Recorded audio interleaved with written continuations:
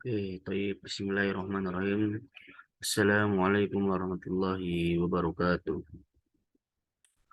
Saya Muhammad Maulana, izinkan saya untuk berpresentasi UTS atau ujian tengah semester digital forensik.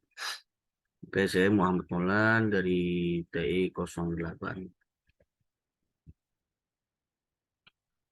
Kemudian langkah dalam melakukan proses digital forensik, yaitu yang pertama itu ada identifikasi. Yang mana ini adalah langkah yang pertama dalam proses digital forensik. Proses identifikasi ini terutama ini mencakup dalam bentuk hal-hal yang seperti bukti yang ada, ya. Ketika kita melakukan sebuah kasus, nah kita apa namanya mencangkup hal-hal bukti-bukti itu yang ada, di mana bukti itu akan disimpan dan terakhir bagaimana disimpannya dalam format apa. Kemudian yang kedua adalah koleksi. Tahap suatu penyimpanan tengkorak atau fosil yang bisa dikaitkan dengan kasus-kasus yang akan memudahkan untuk melakukan digital forensik. Kemudian yang ketiga, preservasi. Pada fase ini, di dalam data-data yang terkumpul itu akan diisolasi, diamankan atau diawetkan. Cuman termasuk dalam fase ini mencegah orang menggunakan perangkat digital yang diamankan agar barang bukti digital tidak rusak atau dirusak. Oke, yang keempat selanjutnya itu akuisisi, yaitu merupakan proses untuk membuat salinan atau barang bukti digital dan mendokumentasikan metodologi yang digunakan serta aktivitas yang dilakukan. Oke, kemudian yang selanjutnya adalah eksaminasi, yaitu tahap pengujian suatu bukti apakah bisa dijadikan bahan bukti untuk kasus tersebut.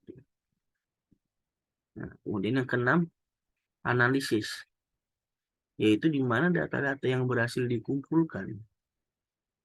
Data-data yang berhasil dikumpul pada fase ini, pada fase kedua, atau kemudian direkonstruksi untuk diambil kesimpulan berdasarkan bukti-bukti yang telah ditemukan. Nah, itu dia. Kemudian selanjutnya adalah pelaporan merupakan proses akhir yang paling penting dalam sebuah investigasi. Sebagus apapun analisis itu dan teknik investigasi yang digunakan akan percuma apabila laporan yang ditulis tidak karuan. Kemudian kasus cybercrime Bangladesh Bank Robbery itu, di mana kasus ini adalah ada seorang mantan bankir Filipina yang divonis puluhan tahun di penjara dalam kasus pencurian apa? Pencurian cyber yang berskala besar, yang melibatkan pencurian ini sampai 81 juta US dollar atau setara dengan 1,1 triliun. Lumayan kan? Dari Bank Sentral Bangladesh. Mantan bankir ini juga dihukum denda sebesar 109 juta US dolar atau 1,5 triliun rupiah. Oh, lazim. Seperti dilansir di APV dan Reuters, kasus pencurian cyber atau cyber heist berskala besar ini terjadi pada Februari 2016 lalu dan melibatkan pada peretasan misterius yang berhasil membobol sejumlah besar dana milik Bank Sentral Bangladesh. Oke, dalam kasus ini, peretas misterius atau beberapa peretas misterius ini berhasil membobol 81 juta US dollar dari rekening bank milik Bank Sentral Bangladesh tersebut, yaitu para pelaku menggunakan perintah palsu pada Swift Payment System, sistem pembayaran, sistem transfer internasional. Untuk mencuri dana tersebut, Bangladesh sendiri telah mengumpulkan tim ahli cyber yang dipercaya bahwa pembobolan melalui dunia maya bisa dilakukan atau hacker yang melakukannya. Hacker tersebut ditengarai telah memasang malware yang membidik di Bangladesh. Malware itu diyakini memungkinkan para hacker untuk mendapatkan informasi tentang bagaimana bank yang ada di Bangladesh itu berinteraksi dengan The Fed. Investigasi forensik Bangladesh ini menemukan bahwa malware. Oke.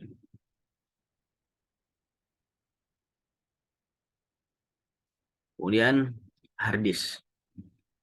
Komponen utama hard disk, yaitu yang pertama Pleater atau Pleater. Pleater ini adalah perangkat yang mana di dalam hard disk ini, perangkat yang ada di dalam hard disk yang berfungsi untuk menyimpan data yang ada di komputer. Pleater sendiri terbuat dari bahan ya, keras seperti aluminium, seperti ya stainless gitulah, kaca ataupun keramik yang biasanya akan diselimuti dengan bahan magnetis. Untuk hard disk sendiri dengan kapasitas yang besar, biasanya dilengkapi dengan platter yang berjumlah lebih dari satu dan ditumpuk dengan spindle. Spindle merupakan komponen yang berfungsi untuk menahan platter agar tetap berada di posisinya pada saat platter diputar, dan terdapat motor yang berfungsi untuk memutar platter tersebut dengan kecepatan yang tinggi. Kemudian adalah read atau write. Read head read atau write head adalah komponen yang berfungsi untuk membaca, menulis, menghapus menghapus data pada platter. Terdapat satu head di tiap satu sisi platter. Satu sisi di atas berfungsi untuk membaca dan satu sisi di bawah untuk menulis dan dibantu aktuator alarm dalam menjalankan fungsinya. Read atau write aktuator alarm. Read atau write aktuator alarm memiliki peran. Ini peran layaknya sebuah lengan pada jenis pemutaran musik yang dulu. Alarm ini berfungsi untuk menyesuaikan posisi write head suatu dengan lokasi data yang akan dia tulis pada platter. Nah, ini dia komponen hadis platter yang ada piringan itu. Nah, write head itu yang biasa untuk memutarnya. Akuator arm tuh, nah itulah spindle yang tengah. Oke. Track. Nah, track adalah lintasan pada hard disk atau bagian dari hard disk yang membentuk lingkaran constraint. Huruf A merupakan gambar tracks. Nah, itu huruf A-nya. Oke. Kemudian sektor. Sektor adalah jumlah lintas yang terdapat pada sebuah track. Dan sektor ada bagian dari track. Huruf C, D merupakan gambar sektor. Kemudian cluster. Cluster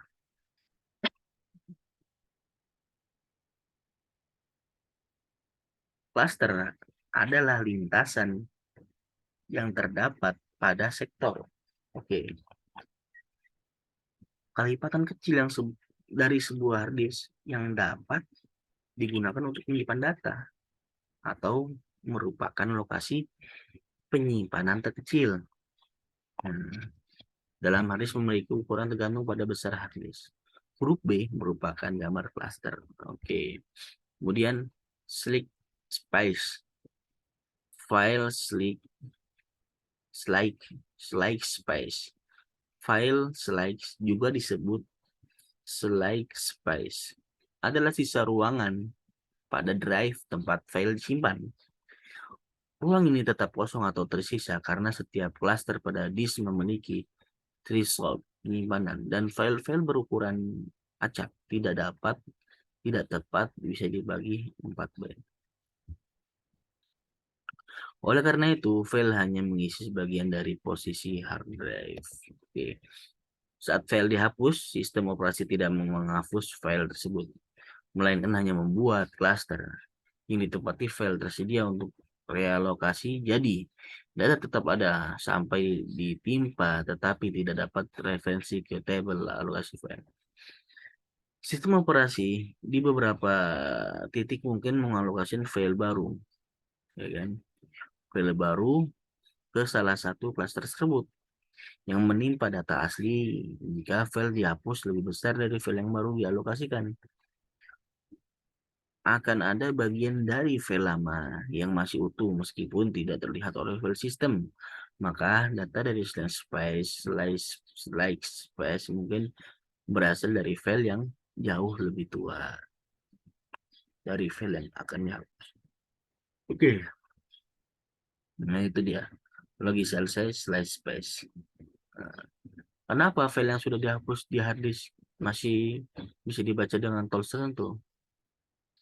Sebagai data dihapus, saat Anda secara tidak sengaja memformat hard disk di Windows Explorer, Windows Disk Management atau Command Prompt Disk Part, sebelum sebagai informasi,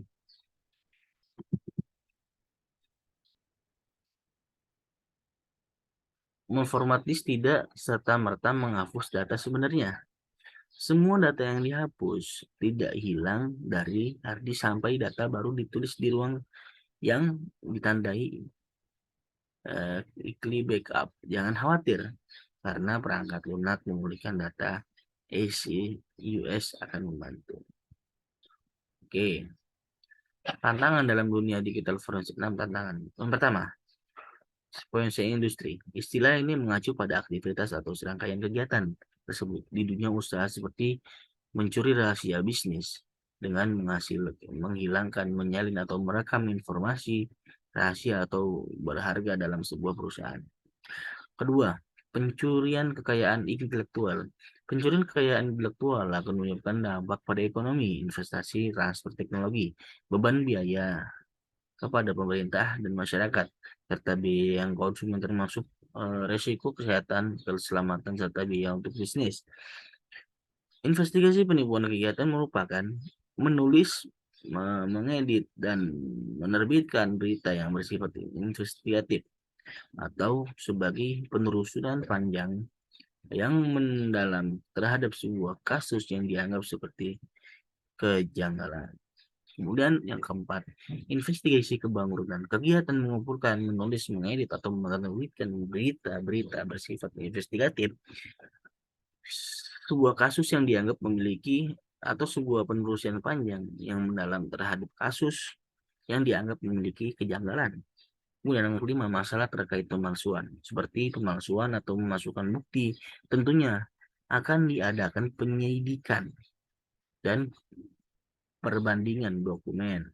Kemudian, kepatuhan regulasi. Salah satu indikator kebutuhan inters didukung sikap profesionalisme, ketekunan, dan kepatuhan terhadap regulasi. Permasyarakatan harus mengikuti perkembangan zaman. Oke, sekian dari saya. Mohon maaf bila ada salah kata.